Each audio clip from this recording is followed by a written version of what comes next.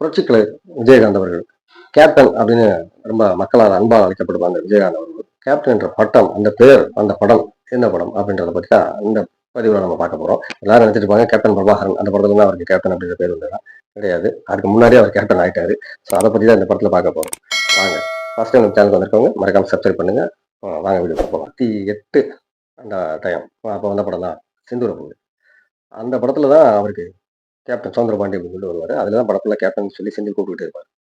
ஆஹ் அந்த படத்தை நம்ம அந்த படத்தை பத்தி பேசுறதுக்கு முன்னால தமிழ் பிலிம் இன்ஸ்டியூட் ஸ்டூடெண்ட்ஸ் அப்படின்னு சொல்லி அந்த மாணவர்களை பத்தி நம்ம முதல்ல தெரிஞ்சுக்கணும். அவங்க கூட பார்த்தீங்கன்னா அந்த ஃபிலிம் இன்ஸ்டியூட்ல படிச்சவங்க நிறைய பேர் டேரக்டரா வர்றதுக்காக ட்ரை பண்ணியிருப்பாங்க. ஸோ அந்த நம்ம ரஜினிகாந்த் அவர்களே அங்கிருந்து தான் படிச்சாரு. அவரே அங்கிருந்து தான் பாலசார் எடுத்தார். இந்த மாதிரி ஆனால் அவங்க எடுக்கிற படங்கள் பார்த்தா கலைப்படங்கள் மாதிரி இருக்கும் அப்படின்னு சொல்லிட்டு ஒரு பேச்சு இருந்தது. அவங்களும் ஆர்ட் ஃபிலிம் மாதிரி தான் எடுத்துக்கிட்டு இருந்தாங்க. அப்போ ஒரு டீம் அங்கிருந்து வெளியே வந்தாங்க. அவர் யாருன்னு பார்த்தீங்கன்னா திரு ஆபாவானன். அவருடைய தலைமையில ஒரு குழு அப்படியே டக்குனு செட்டா ஃபார்ம் ஆனாங்க. ஃபார்ம் ஆகி அவங்க வெளியே வர்றாங்க. வெளியே வந்தவங்க மர்டர் சைக்கோ அப்படின்னு சொல்லி ஒரு படம் எடுக்கிறாங்க. குறும்படம் மாதிரி ஒரு 10 நிமிஷம். நம்ம இப்போ எப்படி ஷார்ட் ஃபிலிம்னு எடுக்கிறோம். ஸோ அப்போ அவங்க ஒரு குறும்படமா எடுத்து ஷார்ட் ஃபிலிம் அதுக்கு அப்பவே நிறைய படம் போட வேண்டியிருந்தது. ஸோ அவங்க அதெல்லாம் போட்டு அந்த படத்தை எடுக்கிறாங்க. அந்த படத்தை வச்சு வாய்ப்பு தேட ஆரம்பிக்கிறாங்க. வாய்ப்பு தேடும்போது இந்த நடிகர் ஜெய்சங்கர் அவர்கிட்ட போட்டு காமிக்கிறாங்க. அவர் அதை பார்த்துட்டு ரொம்ப நல்லா இருக்கு, இந்த படத்தை பெருசா நீங்க பண்ணலாம், பண்ணுங்க சார், அதுக்கு நான் என் சார் தரப்புல என்ன பண்ண முடியுமோ பண்றேன் அப்படின்னு. சார் ஒன்றும் இல்லை சார், இந்த கேரக்டர் அதில் வர பத்திரிகை ஆசிரியர் நீங்கள் பண்ணுங்க, உங்களுக்கு ஜூடியா ஸ்ரீவித்யா மேடம் இருந்தால் நல்லா இருக்கும், அவங்கள நீங்க கொஞ்சம் நீங்களே சொல்லுங்க அப்படின்னு சொல்லி இப்படி சொல்றாங்க. இது ஒவ்வொருத்தர் அதுல ப்ரொடியூசரா அருண் பாண்டியன் அவர்கள் இணைஞ்சிருக்காரு. அவர் அப்போ உள்ள நடிகர், அதான் முத படம் நினைக்கிறேன் பூமி வெளியே. ஸோ அப்போ அவர் என்ன பண்றாரு, அவர் தன் சார்பா கார்த்திக் அவருக்கு நல்ல பழக்கம், நடிகர் கார்த்திக் ஒரு அவரை அவருக்கு ஒரு ரோல் இவர் மூலமா அவருக்கு கிடைக்குது. சந்திரசேகர் இருக்காரு, அவங்க எல்லாம் இணைகிறாங்க. அந்த கதையை பார்த்தீங்கன்னா ஒரு ரிசார்ட்ல பெண்கள் நைட்டுக்கு தூங்குவாங்க, அங்க காணாம போயிடுவாங்க. காணாம போனா கண்ணை கொலை பண்ணி கண்ணை தோண்டி எடுத்துருவாங்க. சைக்கோ ரேப் பண்ணி கண்ணை தோண்டி எடுத்துட்டு கொலை பண்ணிடுறாரு. இதுதான் அந்த சைக்கோவை கண்டுபிடிக்கிறதுக்கான ஒரு பத்திரிகை ஆசிரியர் இதை துப்பு தொடர்றாரு. பத்திரிகை நிருபர், அந்த பத்திரிகை நிருபர் அவர் தான் சந்திரசேகர் அன்பு வருவாங்க. பத்திரிகை ஆசிரியரா அவர் வருவார், நம்ம ஜெய்சங்கர் அவர்கள். பட் இந்த பர்டிகுலர் இதுல அந்த கேஸுக்காக சப்போர்ட் பண்ற மாதிரி டிஎஸ்பி தீனதயாள், இதுல நிறைய பேர் பார்ட்டி பெரிய பெரிய ஆளுகள்லாம் சம்மந்தப்பட்டிருக்காங்க அப்படின்னு ஒரு போலீஸ் அதிகாரி கேரக்டர் வரும். அந்த போலீஸ் அதிகாரியா வந்தவர் தான் திரு நம்மளுடைய கேப்டன் விஜயகாந்த் அவர்கள் அந்த கேரக்டருக்கு வர்றாரு. அந்த கேரக்டர் எப்படின்னு கேட்டீங்கன்னா கொஞ்சம் ஏஜ் கூடின கேரக்டர், மிடில் ஏஜ். ஸோ அவங்க ஃபர்ஸ்ட் அவங்க ப்ரிப்பேர் பண்ணது சிவகுமார் அவருக்காக தான் கதையை ரெடி பண்ணியிருக்காங்க. சரி, இந்த ரோல் சிவகுமார் பண்ணட்டும் அப்படின்னு சொல்லிட்டு. பட் ஆனால் சிவகுமார் அப்பா தான் சமீபத்தில் அந்த டைங்கல்ல அவருக்கு பிலிம் இன்ஸ்டியூட் ஸ்டூடெண்ட் மாணவர்கள் மேலே அவருக்கு பெரிய அபிப்பிராயம் இல்லை. ஏன்னா அவருக்கு ஒரு படம் ஆல்ரெடி அவங்க ஒரு படம் எடுத்து அது ஃபிளாப் ஆனனால ஸோ அவங்க யாரையுமே அவர் சந்திக்க விரும்புறாங்க. ஸோ அதனால என்ன பண்றது, இந்த ரோலுக்கு யாரை போறதுன்னு அவங்க யோசிச்சுட்டு இருக்கும்போது அப்ப என்ன பண்றாங்க, இது இப்ராஹிம் ராவத்தர் மூலமா ஒரு ஆள் மூலமா அந்த கதையை கொண்டு போய் சொல்றாங்க. இதுல பெரிய ரொம்ப அவருக்கு பெரிய ரோல்லாம் சொல்ல முடியாது. கிட்டத்தட்ட படம் ஆரம்பிச்சா கிட்டத்தட்ட ஒரு 1/2 மணி நேரத்துக்கு அப்புறம் தான் விஜய் என்ட்ரி இருக்கும். ஸோ அதனால கேட்டு அவர் கொஞ்சம் ஏஜ் கூடின கேரக்டர் இருக்கும், அவர் கொஞ்சம் யோசிக்கிறாரு. இல்லை நீங்க பண்ணுங்க நல்லா இருக்கும் அப்படின்னு சொல்லி அவர் ஊக்கப்படுத்தவும் சரின்ட்டு அவர் அதை பண்றாரு. அந்த ரோலுக்கு அவருக்கு லைட்டா டை எல்லாம் அடிச்சு விட்டு அப்படி அவர் அதுக்கப்புறமா தான் போலீஸ் கெட்டப்ப வெயிட்டா வர ஆரம்பிச்சாரு நிறையா. அப்ப அது பண்ணாரு. அந்த படம் வழிகள் படம் சரியான ஹிட்டு. ஒரு எப்படி சொல்றது, ஒரு படத்துல பாடல், இசையமைப்பு மனோஜ் கியானு, ஒளிப்பதிவு ரமேஷ், டைரக்டர் அரவிந்தராஜ், இப்படி ஒரு காம்பினேஷனா செட் ஆயிட்டாங்க. அப்படி டக்குன்னு செட் ஆன உடனே பாத்தீங்கன்னா படம் அது சினிமாஸ்கோப். அப்போ ஒரு இதே இருந்தது, சினிமாஸ்கோப்ல படம் எடுத்தா ஃபெயிலியர் அப்படின்னு சொல்லிட்டு படம் ஓடாது சினிமாஸ்கோப் அப்படின்னு சொல்லிட்டு எல்லாருமே 35 mm எடுத்துட்டு இருந்தாங்க. அதை உடைச்சாங்க பிலிம் இன்ஸ்டியூட் மாணவர்கள். ஆபாவனம் தான் அந்த கிரெடிட் சொல்லணும். ஆனா அதுக்கு அதுக்கு சப்போர்ட்டிவா இறங்கினாரு. விஜயகாந்த் கொஞ்சம் இறங்கி சரி நானும் பண்றேன் அப்படின்னு பண்ணாரு. அந்த படத்துல அவங்க ஒர்க்கை பார்த்துட்டு அவர் மிரண்டு அடுத்த படம் அவங்க கொடுக்குறாரு. அப்படி அவங்க அந்த படத்துல நிறைய விஷயங்கள் சொல்லலாம். ஃபர்ஸ்ட் ஒரு கிரைம் த்ரில்லர் இங்கிலீஷ் படம் தான் நம்ம நிறைய பார்ப்போம். அந்த டைம்ல எல்லாம் பாத்தீங்கன்னா கிரைம் த்ரில்லர் தமிழ்ல பெருசா இருக்காது. இப்பயும் ஒரு அதிகண்கள், அப்புறம் ஒரு துணை இந்த மாதிரி ஒரு சில படங்கள் தான் இருக்கும். மற்றபடி இந்த படம் பாத்தீங்கன்னா ஓப்பனிங் ஆரம்பிச்சதுல இருந்து கிட்டத்தட்ட அதிரி புதிரா படம் அவ்வளவு ஸ்பீடா போகும். அவ்வளவு நல்ல படம், நல்ல சக்சஸ் பண்ணியிருக்கு இந்த படம். பாடல்கள்லாம் அற்புதமான பாடல்கள், பூரா பாட்டுமே. இதுல வில்லன் கேரக்டரா பண்ணிக்கிறது நம்ம மறைந்த நடிகர் மலேசியா வாசியன் அவர்கள் ஒரு பாட்டா வருவார். இன்னொருத்தர் நடிகர் ரவிச்சந்திரன், பழைய ஹீரோ. அவர் கொஞ்ச நாள் நடிக்காம இருந்தவர். அவரை கூப்பிட்டு இந்த படத்தை நீங்க பண்ணுங்க அப்படின்னு அவர் இல்ல ஐயோ நான் மாட்டே இருக்காரு.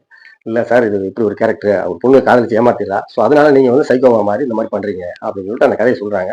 அப்புறம் சொல்லிட்டு அவர்கிட்ட வாக்கு கொடுத்துறாங்க, இல்ல சார் நான் ஒரு 10-20 நாளைக்கு உங்க போட்டோவே நாங்கள் போஸ்ட்லேயே போடல, அப்புறமா போட்டுக்கிறோம் அப்படின்னு சொல்லிட்டு அவங்ககிட்ட சொல்லிடுறாங்க. ஸோ அந்த மாதிரி அவர் அப்படிலாம் ஒரு இது பண்ணி தான் அந்த படத்தை எடுத்துட்டு பார்த்தா அந்த படத்தோட ரிசல்ட் பார்த்தீங்கன்னா ஃபர்ஸ்ட் கிளாஸா வந்தது.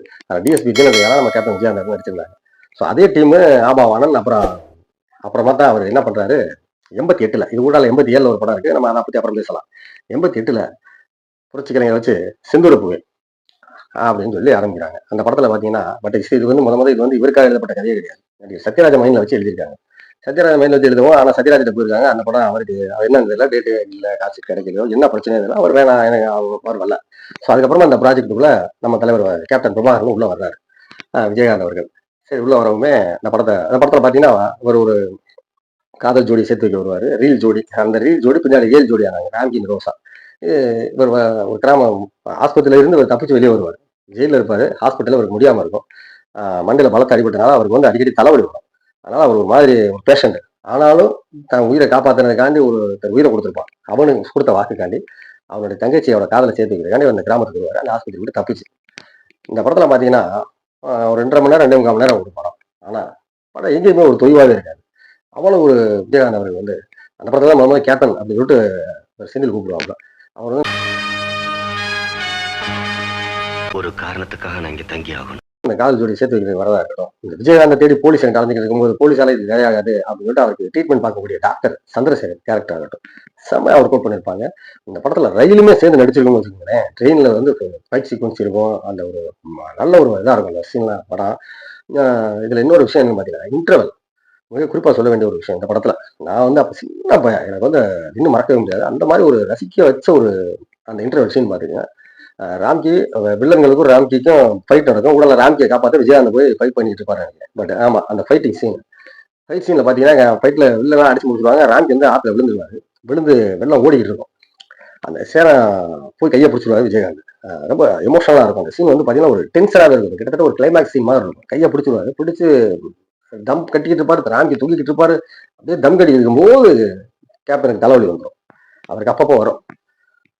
அப்படியே அவருக்கு வந்து இந்த கையை விடவும் முடியாது, இந்த தலையை பிடிக்கவும் முடியாது. அப்படியே அவரால் கண்ட்ரோல் பண்ண முடியாத சீன்ல வந்து நமக்கு பரவாயில்ல சீட்டுக்கு பக்கத்துல அப்படி முடிஞ்சு வந்து உட்காந்துருவோம். போச்சு அவ்வளவுதான் விட்டுட்டாரு அப்படின்னு நினைக்கிற நேரத்துல அப்படியே டக்குன்னு வந்து ஒரு கை பிடிக்கும் பாருங்க சந்திரசேகர்.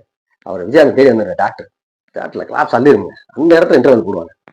அப்படியே இதுல அந்த படம் வந்து பாத்தீங்கன்னா படம் ஆரம்பிக்கிறதுக்கு முன்னாடி படம் வர்றதுக்கு முதல்ல போஸ்டர்லயே அவங்க போட்ட வாசகம் என்ன வாசகம் பாத்தீங்கன்னா வெள்ளி விழாவை நோக்கி செந்தூர புவி அப்படின்னா அப்படியே கேப்டன் ஓடி வர்ற மாதிரி ஒரு போஸ்ட் இருக்கும். தோல்ல ஒரு சால்வர் போட்டிருப்பாரு. எப்ப பார்த்தாலும் கண்ணு சிகப்பா இருக்கும். அப்படி ஒரு மாதிரி குரலை ஒரு மாத்தி பேசியிருப்பாரு. ஒரு மாதிரி மாதிரி இருக்கும். அவ்வளவு அற்புதமான படம் அந்த படம். அந்த படத்தை நீங்க மிஸ் பண்ணிடாது. அவர் வந்து ஆர்கே செல்வமணி விருது அறிமுகப்படுத்தினார்.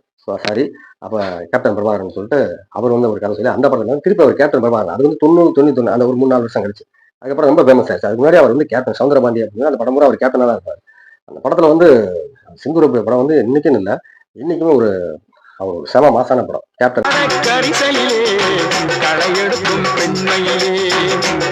நான் அதனாலதான் சொன்னேன் அவருக்கு வந்து கேப்டன் பட்டம் வந்தது அந்த படத்துல வச்சுதான். அந்த படத்துல படம் முடிஞ்சா ஒரு மிலிட்டரி மேன் கேப்டனாவே வருவாரு. அப்படி ஒரு அற்புதமான படம். பாட்டு பூராமே தரமான பாட்டா இருக்கும். செந்தூர பூவே இங்கு தேன் சிந்தமாவா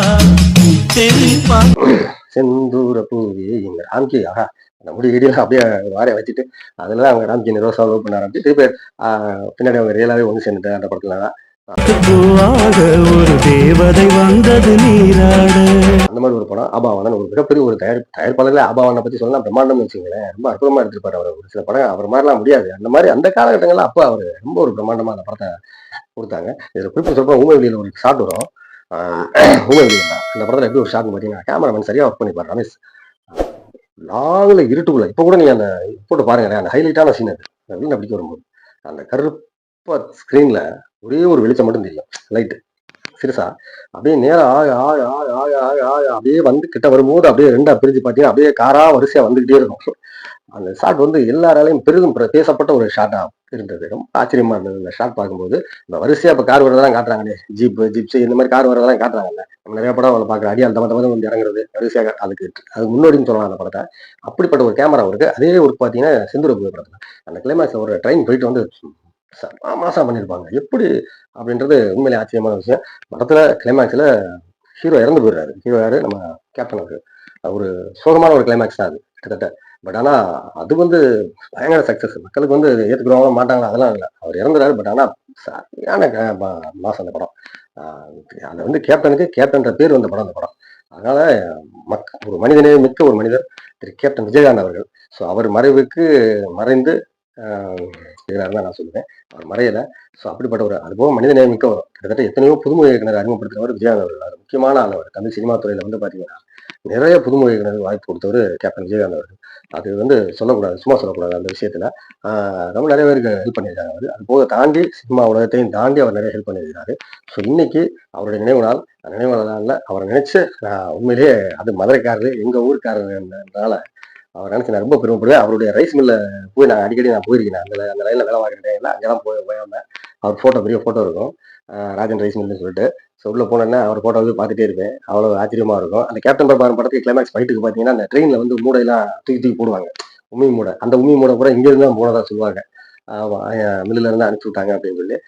இன்னைக்கு அவரு எனக்கு இன்னைக்கு அவர நினைக்கிறதுக்கு அவ்வளோ ஒரு இதா இருக்கு. அவர் இன்னும் கொஞ்சம் நாள் வாழ்ந்திருக்கலாம். அவர் உடம்ப பார்த்திருந்திருக்கலாம். சரி பண்ணியிருந்திருக்கலாம். அவர் வெளிய மக்கள பார்க்கறது அதிகமா பார்த்து அவர் உடம்ப கவனிக்காம விட்ட ஆரம்ப காலங்கள்ல. அது ஒரு பெரிய வருத்தமான விஷயம். ஸோ இருந்தாலும் அவருடைய நினைவு நாள்ல அவர நான் ரொம்ப மிஸ் பண்றோம் இப்ப கேப்டன. அது அந்த பொட்டு வச்ச தங்க குடம்ன்ற அந்த பாட்ட கேட்கும்போதெல்லாம் ஒரு அழுகை வந்துருது. அந்த ரப்பர் பந்துல அதை ஞாபகப்படுத்தி விட்டாங்க. ஸோ இந்த பதிவு உங்களுக்கு பிடிச்சிருச்சு அப்படின்னா, ஒரு லைக் பண்ணுங்க. மறக்காம சப்ஸ்கிரைப் பண்ணுங்க. கமெண்ட் பண்ணுங்க.